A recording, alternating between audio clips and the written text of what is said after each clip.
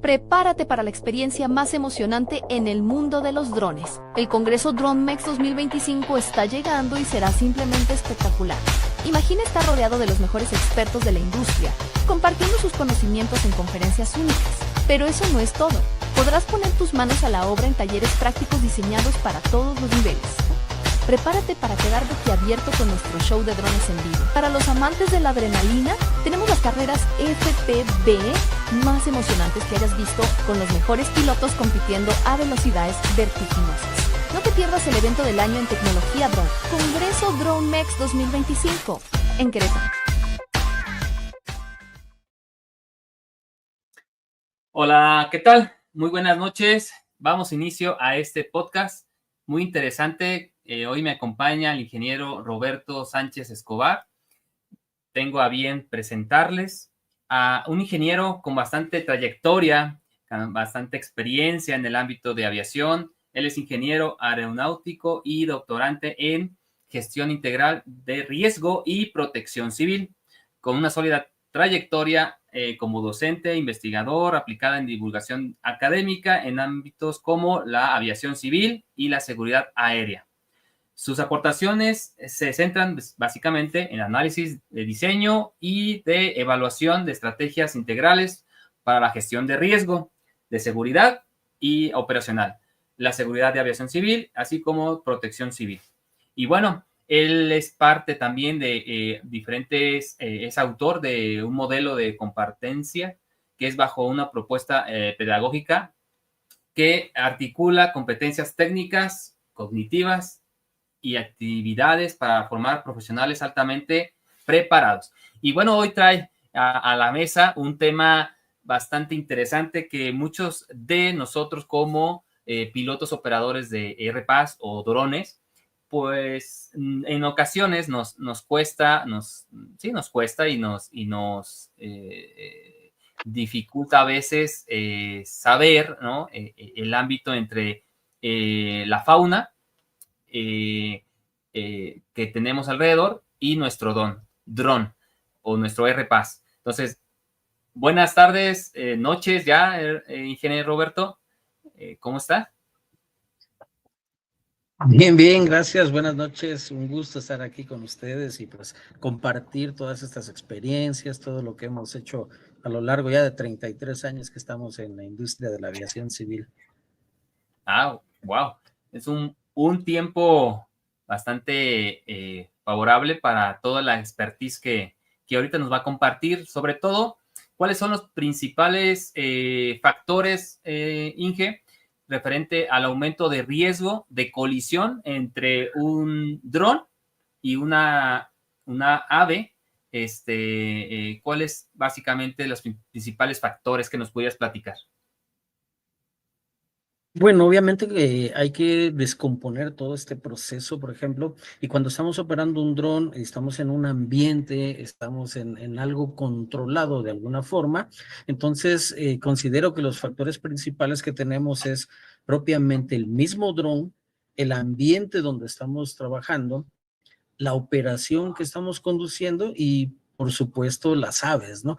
En cuanto al tema de dron, por ejemplo, las alturas en las que estamos operando, si tenemos una planificación de la misión en particular, la misma maniobrabilidad que tiene el dron y obviamente el ruido que éste emite, que puede ser un factor para ahuyentar o para atraer a las aves, particularmente las aves rapaces que trabajan de una forma solitaria, por así decirlo, ve el objeto, ellos no distinguen quién es y pues van y lo capturan.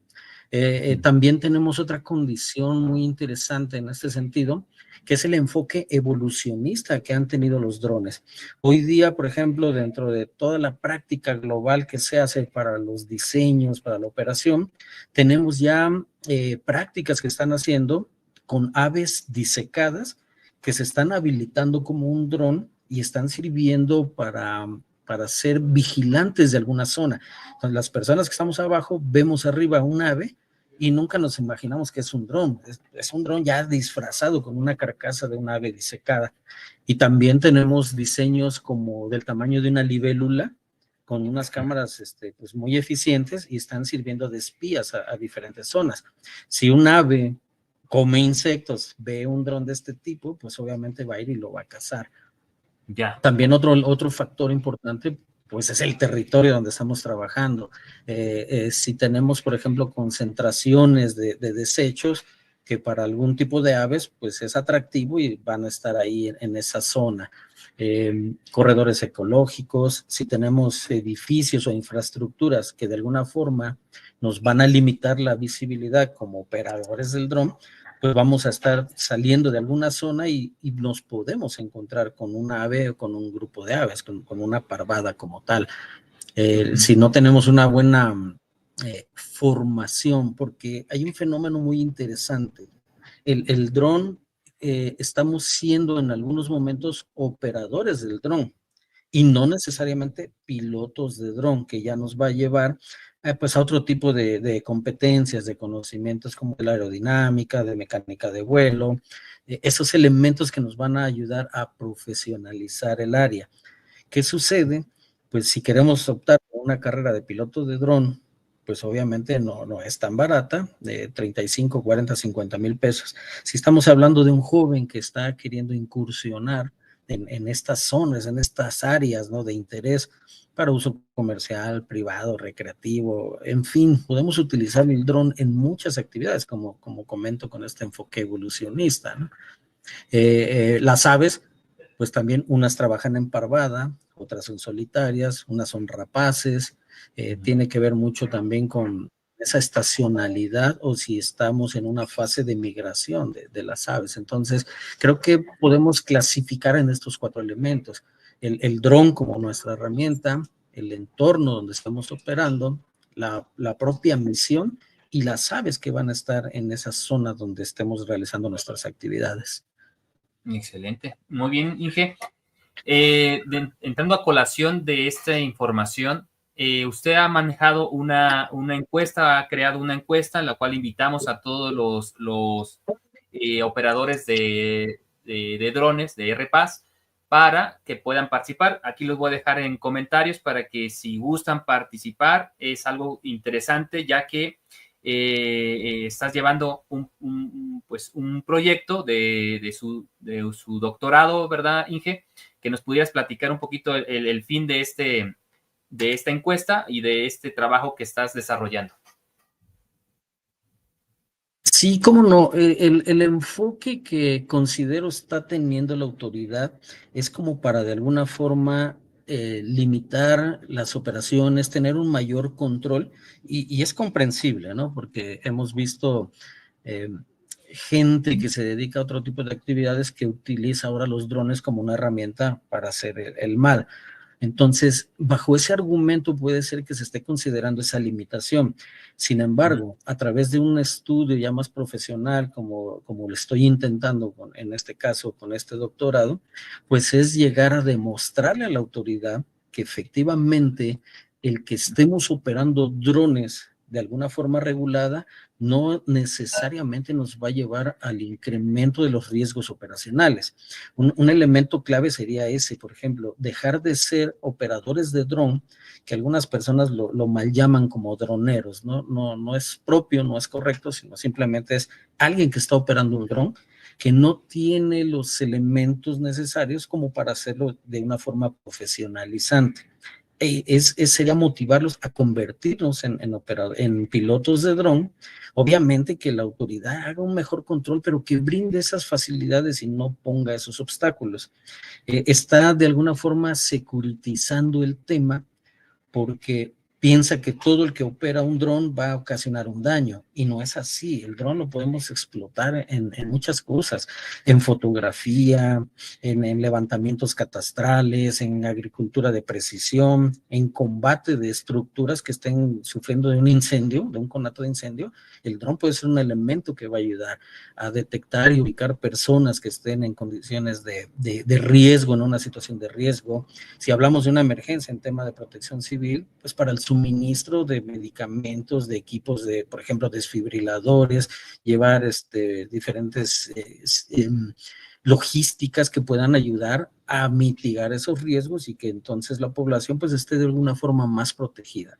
El dron lo podemos utilizar en lo que queramos y esta solicitud que hago precisamente de responder ese cuestionario es para tener datos reales de los operadores, para hacer un contraste con los datos que tiene y las estadísticas que maneja la misma autoridad. Tengo un estudio de riesgo operacional que hice en operaciones offshore para la sonda de Campeche. Está publicado también en la revista científica de ciencias espaciales y eso pues demuestra con datos bajo una investigación mixta que es cualitativa y cuantitativa, que nos puede orientar y realmente que nosotros desde el punto de vista como operadores de drones le digamos a la autoridad, no representa un alto riesgo a la seguridad operacional. Ese es el propósito para poder integrar a diferentes actores y entonces construir un marco normativo transdisciplinario. ¿Qué quiero decir con esto? Si nosotros le preguntamos a la autoridad aeronáutica cuántos drones están registrados como grupos voluntarios de emergencia, la respuesta es que no tiene la información porque únicamente reciben micros, pequeños y grandes.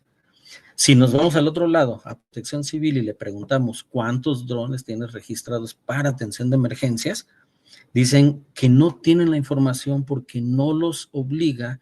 Cuando se registran como grupos voluntarios, no los obliga a decir con cuántos drones cuentan, con cuántas personas, qué equipo, no hay relación. Entonces, es un hueco, un vacío muy interesante que habría que ponerle esa solución a través de esta investigación y decirles que se tienen que hablar entre autoridades para que si sacan una circular, por ejemplo, la circular de aviación, la 058, que regula esto, y al momento que preguntamos, ¿a quién estás regulando? No se sabe, no se sabe porque no tienen ese dato. ¿Cuántos drones realizan este tipo de actividades? Y se está utilizando, Protección Civil lo utiliza mucho. Nada más es meternos en ese marco normativo para hacerlo de una forma ordenada y demostrar que el riesgo operacional que podemos ofrecer va a disminuir todavía en este sentido. Wow, muy interesante. Sí, Inge. Bueno, aquí quiero saludar de una vez aquí a Marcos, que se conectó, a Carlos Cuara, a Gaby, Gabriela Galindo. Gracias por estar por aquí. Y dentro de entonces de esa regulación que está planteando desde la perspectiva normativa, ¿qué protocolos entonces deberíamos seguir para evitar y mitigar este tipo de riesgo entre dron y ave? Pues primero creo que entre lo que es la academia, la autoridad y los operadores debemos establecer diálogos de cooperación y de comunicación. ¿En qué sentido? Tener una mayor accesibilidad a poder convertirnos en piloto de dron para hacerlo, como mencionaba, de una forma más profesionalizante. No quiero decir con esto que el operador no sepa lo que está haciendo. El operador demuestra la habilidad de volar el dron, pero también tenemos que integrarlo con el resto de los marcos normativos. Me topaba en una conferencia con alguien de Protección Civil, lo voy a comentar así de una forma abierta, que le hice la pregunta que cómo era la coordinación con las autoridades aeronáuticas en una zona de desastre para poder apoyar con drones. Y la respuesta fue un tanto, a mi perspectiva, soberbia al contestar. No tengo que pedirle permiso a nadie, soy una autoridad federal. Sí, es una autoridad federal en su materia, pero imaginemos, sí, claro. Llegamos y operamos drones en una zona de desastre y en ese momento también están ingresando a ese espacio aéreo helicópteros para llevar ayuda. Ahí entonces nosotros mismos estamos dentro de una perspectiva de la sociedad del riesgo, estamos incrementando la posibilidad de un incidente entre un helicóptero y un dron y nos puede llevar a una situación catastrófica si se llega a caer ese helicóptero y perdemos vidas humanas. Y no es la intención. la intención. Entonces, como protocolos, pues es definitivamente seguir una coordinación, establecer, por ejemplo, quién va a ser y qué responsabilidades va a tener en ese momento. Las funciones de protección civil son unas y las protecciones de aviación civil son otras. Esa interrelación, esos protocolos se tienen que definir bien. La norma 107, que es la que establece la operación de drones, en este sentido, por ejemplo, protección civil nada más se maneja una vez en toda la norma. Y solamente es para definir que debe haber una comunicación con la autoridad. Y cuando analizamos quiénes fueron los participantes en la creación de esa norma, pues desafortunadamente no está Protección Civil y no están otros actores. Creo que tenemos que llegar a un trabajo transdisciplinario en donde participen todos aquellos que utilizan el dron para una actividad, para poner sus necesidades y entonces en conjunto, ahora sí, la autoridad aeronáutica pueda emitir una norma robusta que nos regule a todos. ¿A todos quiénes? Los que operamos drones de una forma lícita, porque nos vamos a encontrar quien lo hace para otro tipo de actividades también, ¿no? Y esas definitivamente van a estar siempre al margen de la ley. Bien, qué interesante. Sí, sobre todo estábamos checando con otros compañeros pilotos sobre una circular que habla precisamente de los miembros de Protección Civil o el equipo de Protección Civil en el estado y grupos voluntarios. Por ahí esa circular habla precisamente que en un caso de emergencia, el espacio aéreo pues queda a disposición, por decirlo de una manera, para protección civil en situaciones de emergencia o de un siniestro. Claro, siempre y cuando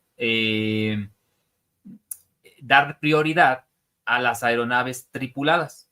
Entonces es como que esa circular es aquí la apunté una vez, se llama COA 058 058 2019.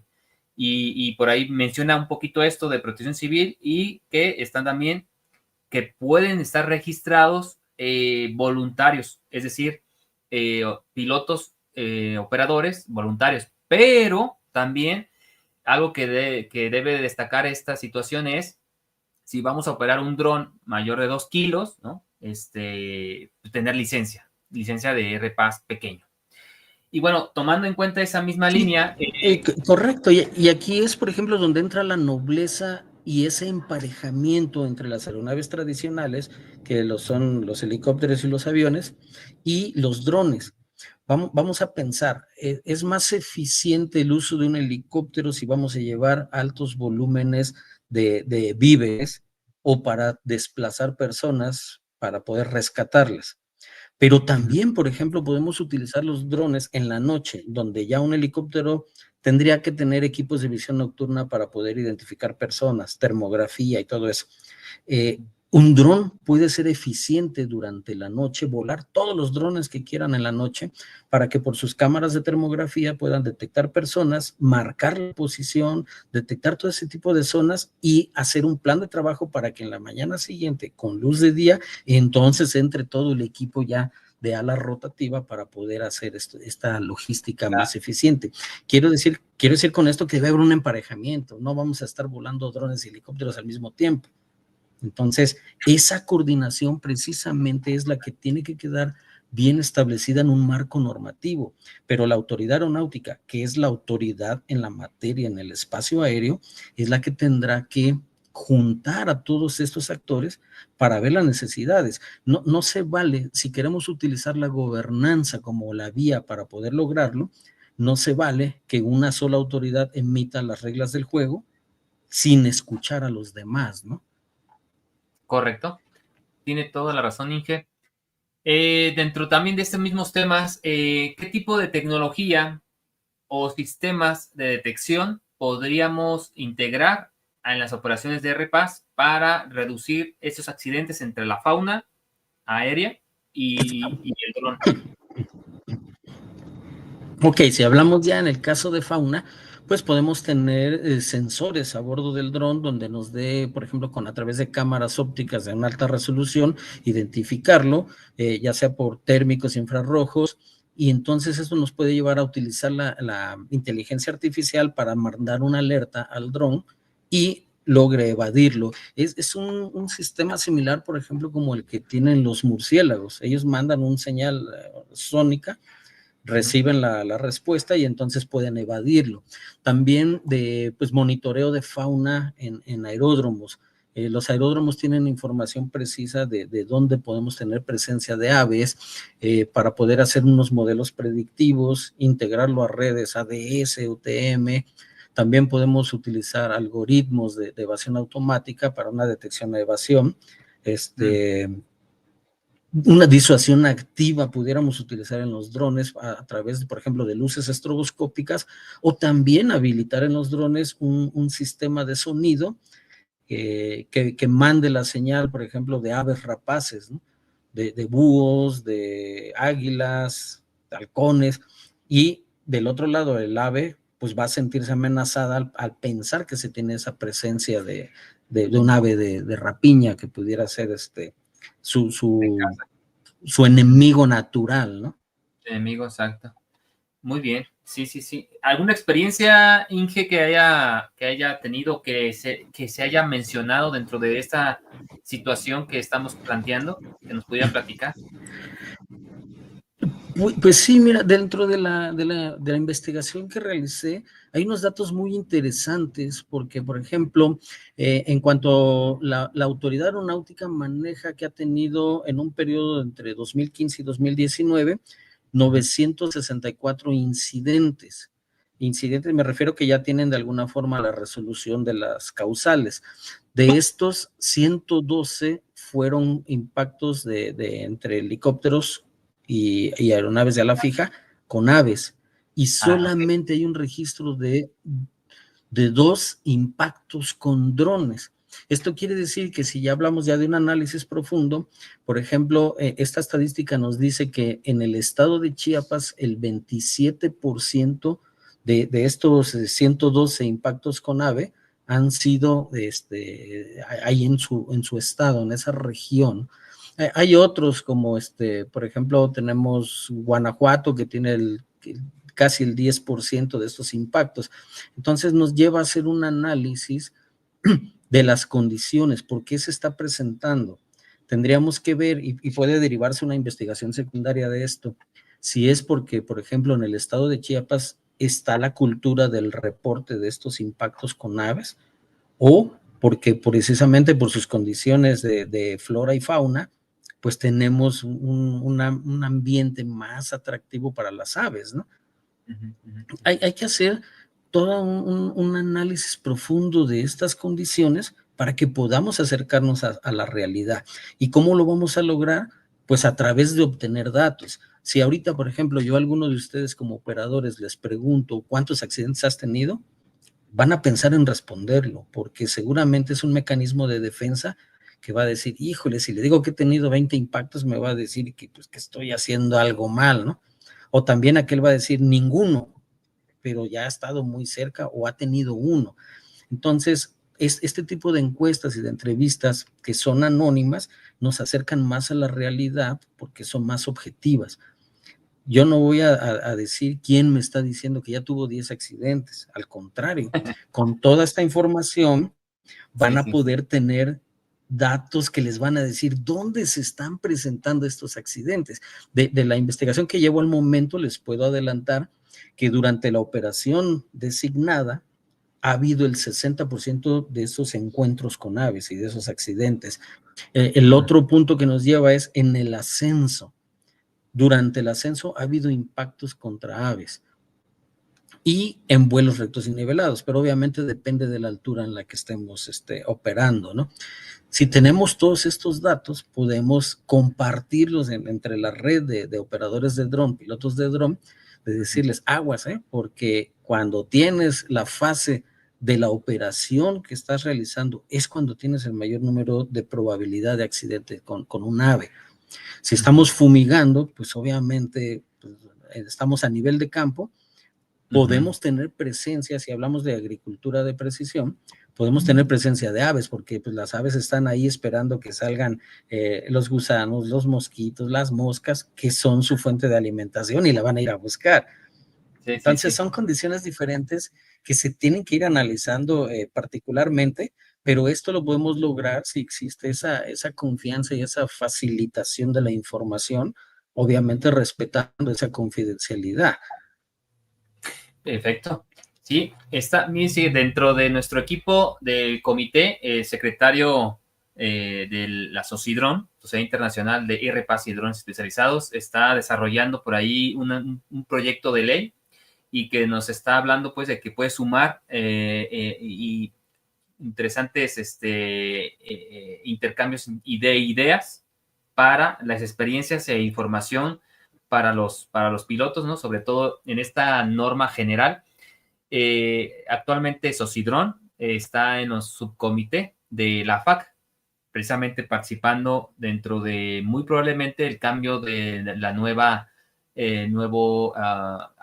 actualización de la norma 107 y eso es muy interesante porque se puede madurar con todo investigación, porque hay muy poca, realmente hay muy poca y hay muy poco cultura de reporte.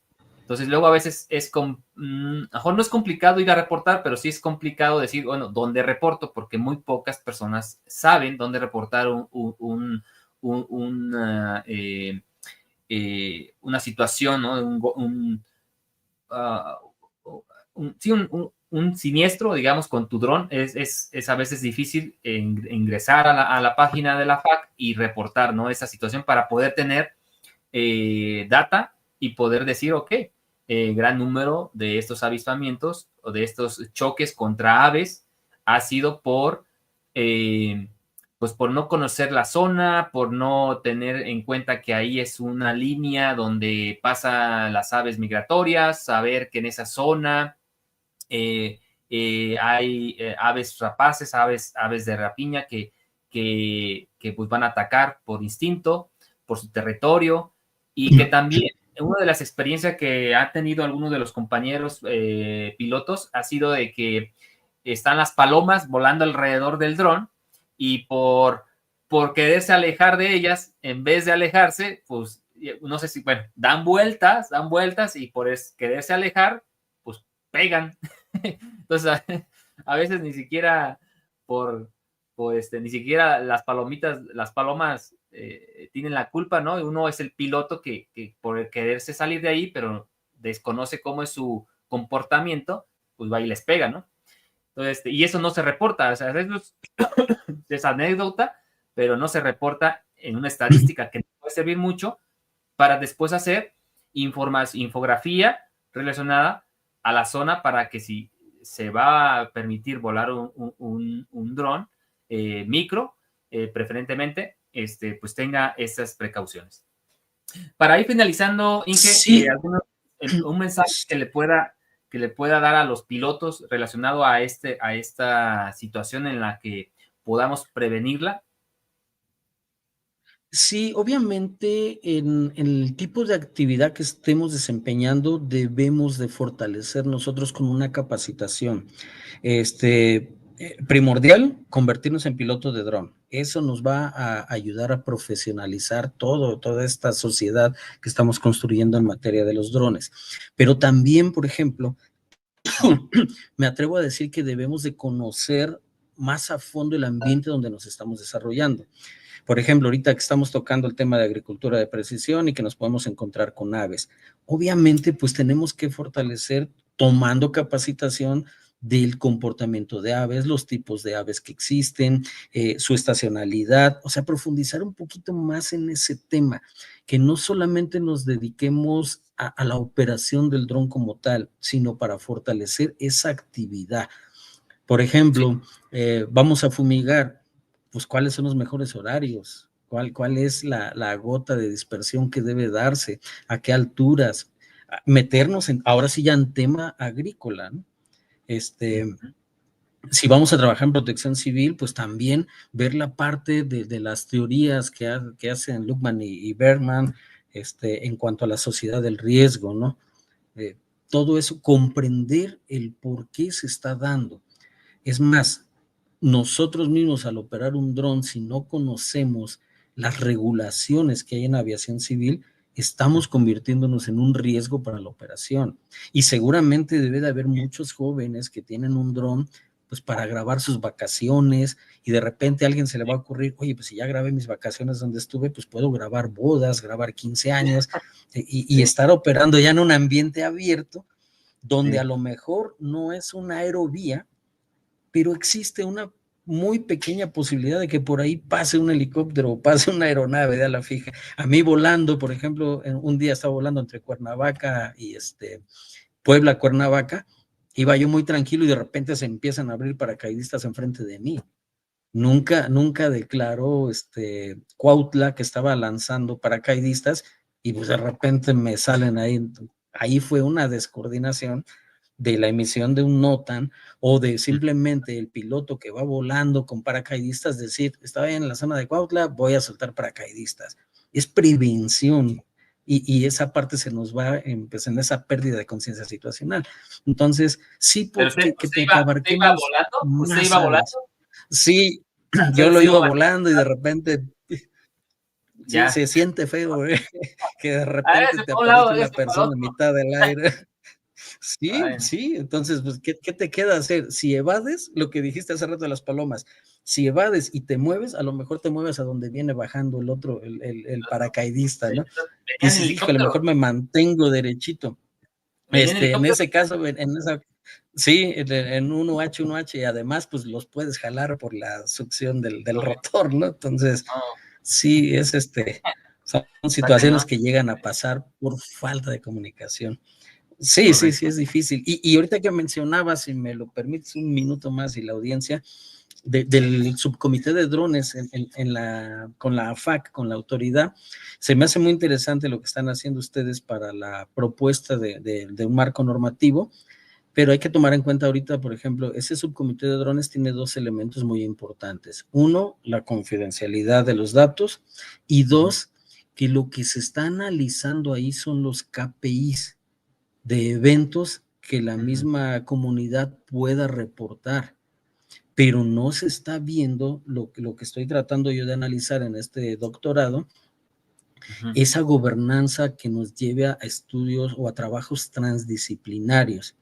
O sea, sí que padre que la autoridad diga, este es el lineamiento, pero ¿cuándo consultó las necesidades de los agricultores? ¿Cuándo consultó las necesidades de los que hacen protección civil?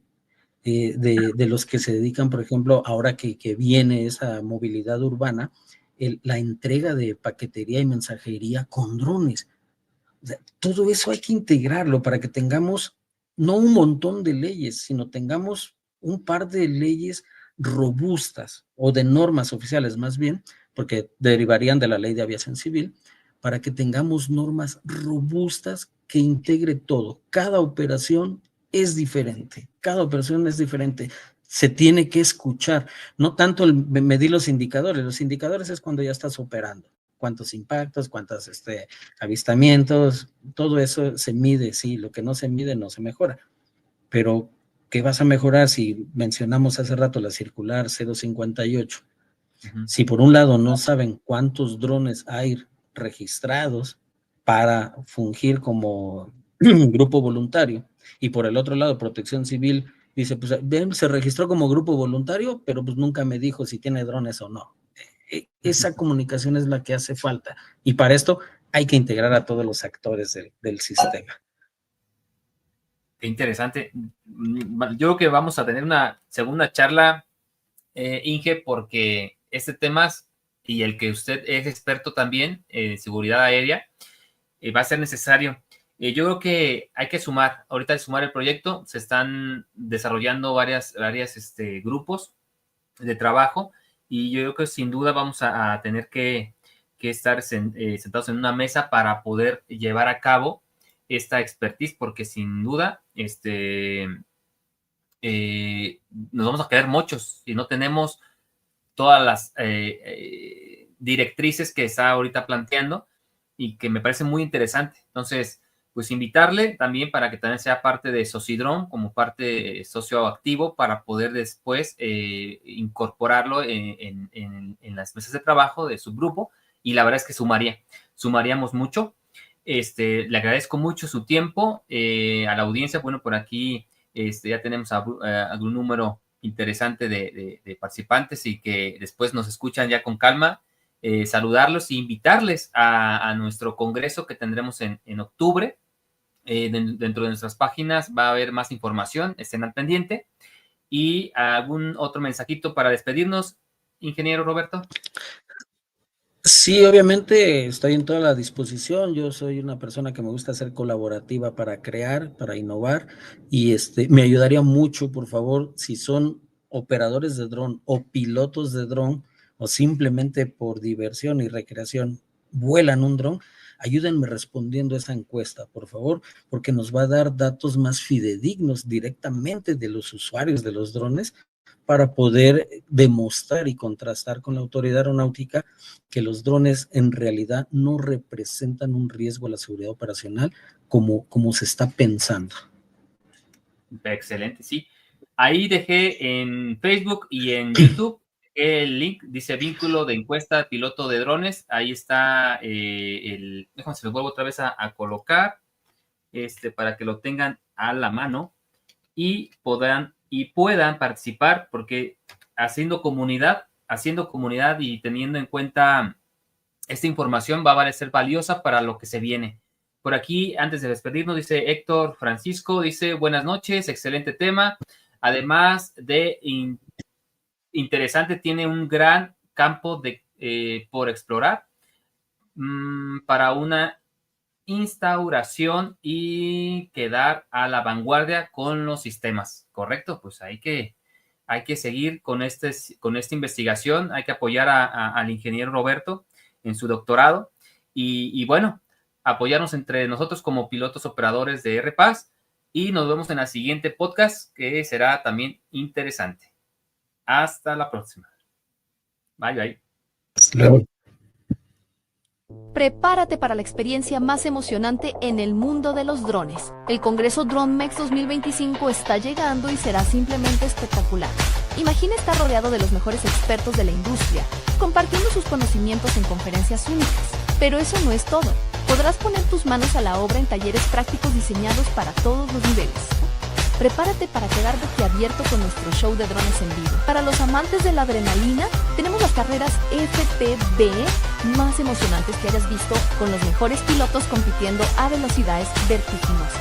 No te pierdas el evento del año en tecnología drone, Congreso DroneMex 2025, en Querétaro.